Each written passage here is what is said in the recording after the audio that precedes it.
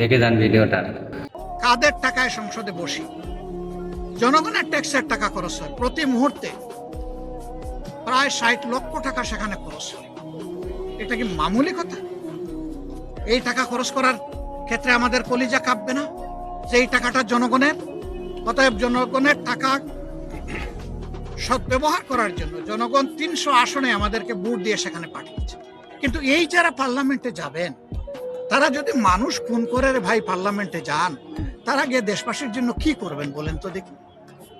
মানুষের জীবন নিয়ে আমাকে পার্লামেন্টে যেতে হবে কেন? আমি তো যাব মানুষের জীবন, সম্পদ এবং ইজ্জতের পাহারাদার হওয়ার জন্য। সেই আমি লোকটার হাতেই যদি আগে জীবনও চলে যায়, ইজ্জতও চলে যায়, আমার সম্পদও ধ্বংস হয়ে যায়, তাহলে আমি তো আসলে এই ধরনের প্রতিনিধিত্বের যোগ্যতা রাখি না, আমি অযোগ্য। বাংলাদেশের রাজনীতিতে অতীতে ওই সন্ত্রাস ছিল, হানাহানি ছিল, বিশৃঙ্খলা ছিল, কিন্তু জুলাইয়ে এত রক্ত আমরা দিলাম, তারপরে আর রক্ত কেন দিতে হবে রাজনীতির জন্য?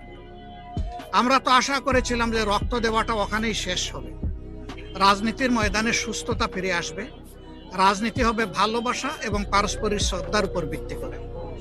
আমার আদর্শ আমার কাছে, আরেকজনের আদর্শ তার কাছে।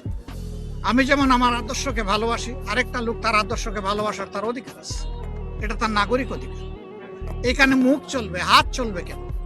মুখ চলবে ভদ্রভাবে, অভদ্রভাবে নয়। يا مرحبا